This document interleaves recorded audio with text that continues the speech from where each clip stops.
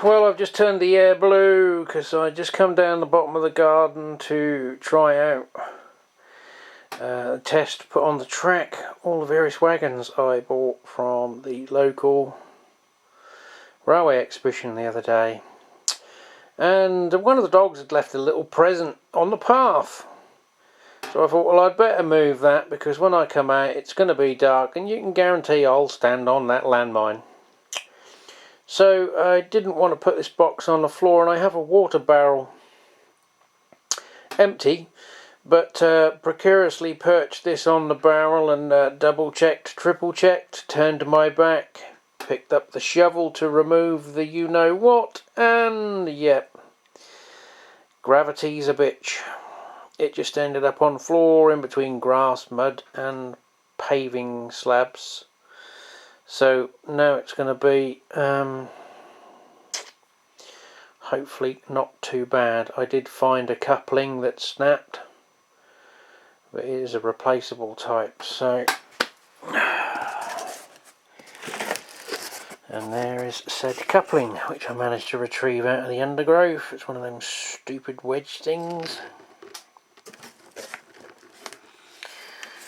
And yep, bit of grass. Luckily they didn't come out of the box, so I will have to investigate, because everything was pretty good. Well, it could have been worse.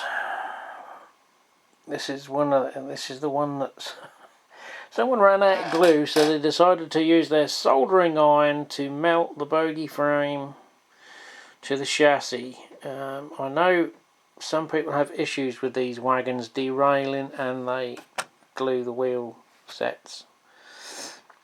I haven't researched what the issues are or why they have issues, but this is a communal garden fix, I believe, to basically glue them up. But obviously the shaft still attached through on the pivot mechanism. Unfortunately, this one didn't fare too well. Now if it's solid, I could probably just put a dollop back in there, a dollop of glue, and hope for the best. If not, what's the chances of one of them turning up on the spares department? Very slim. I've been after one for the Hornby version of this chassis, which has the whiskery thing. This is a Bachmann, which was a casualty as well. That ends okay, and sod's law, that's the one little bit I haven't got, that stupid design with the little plastic pivot, which is going to be a built-in failure point, isn't it? But I don't know whether there's a fix for those. I know sometimes they fall out, and I've said you can shim that little triangle with a piece of paper to hold them in if you get a duff one, but it's the fact that they just use this little plastic piece to pivot. Any force down on this or up on it, they snap, which it's bloody well done. And like I said, that's the one sodding thing I haven't got. I've got couplings, I've got wheels, but none of them little stupid NEM fixings.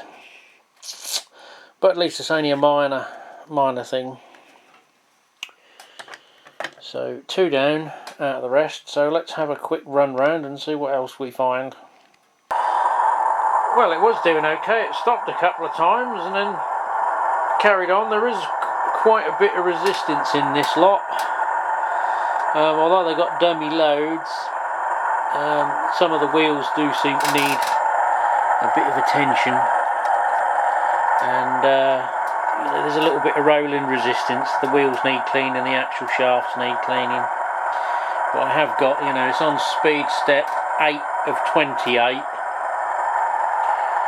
so it's just a slow crawl just to see if there's any issues. Seems like some of the couplings have a little bit of a mismatch, because I think some of these HEAs, although they're all Bachmann, are obviously the original mainline ones, because they've got the little sprung coupling The only problem with those is when you try and couple them with something else, the arms are a lot shorter, the hooks are. But as we come round, we should get to the MGR wagons, the HAAs.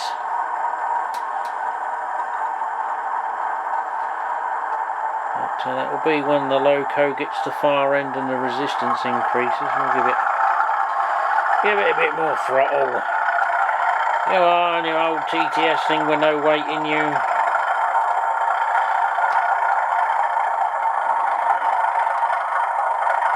We'll see if it actually gets round. I'll be surprised with it being a TTS, only single drive on the bogie with those traction tyres.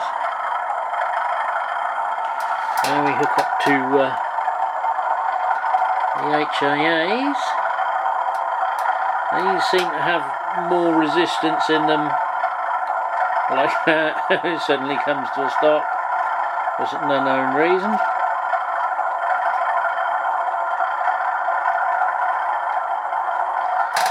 Give it a bit more RPMs. I haven't messed around with the CV settings on this TTS chip in this loco, but it does seem to have, you know, a bit of a delay on the throttle, which isn't a bad thing, but yeah, when you're shunting with it, you've got to go slow. It's not very reactive when you want to speed up and slow down. But got a little bit of wheel slip there.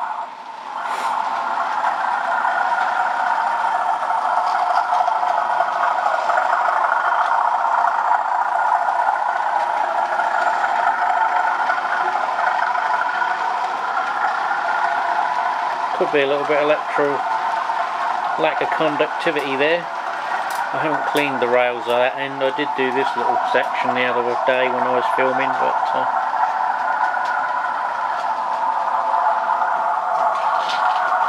always that end, even on my 47s. There's something with the resistance on that curvature and coming round here. It doesn't do this end. I don't know why. It's got to be piece of rail that's slightly out of gauge or something.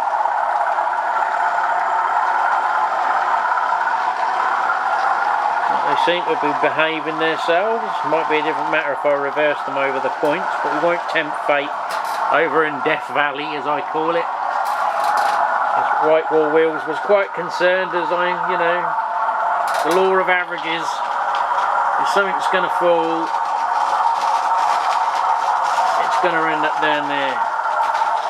But, for some reason that time round we were having more of a struggle. But obviously all these wagons are as I bought them, so they haven't been serviced, cleaned or maintained. I would say they were probably from a club layout or something. The guy was from Leicestershire, so they're not off local stock, shall we say. And I'll just stop it there. We have still got one. What was that one that's not a casualty? And again, you see there, they're not consistent. But they're the just got to touch that one back up there. They're the Parkside inserts, which are just well, those horrible plastic ones like over on the VEAs, but they've obviously put a little sprinkling of coal dust on them, which has proved quite effective. The only sort of letdown is because they're notched at the corners because of the angles on these hoppers, but you don't really see it. The other thing I noticed with them is because they're hollow, they do tend to resonate the sound in them. If you take them out, take these off, they run quieter than they do with them on. They act like a drum. So they might need a little bit of, I don't know, wadding or something in them just to act like a bit of acoustic foam, just to shut them up. Because what we've got 16 of these at the minute that I bought, plus 2 in the box. I can't remember how many others I own. Probably round about 10, I'm guessing. Now, looking on a couple of videos of someone else's. They ran in a rake of 36. That's a chunk of money and a lot of wagons. And that's just one train. I have seen a few model railway layouts, obviously. They must double them up before they pull them round. I don't think a TTS 37 would manage 37 or 36. Yeah, I sort of 7 take a yard of track. So you can get an idea how big your storage yard would have to be if you wanted to hold a full rake. You'd have to split it to run it, so unless you'd got something the size of Pete Waterman's layout. But yeah, let's give her another go. We'll catch it on camera in a short while.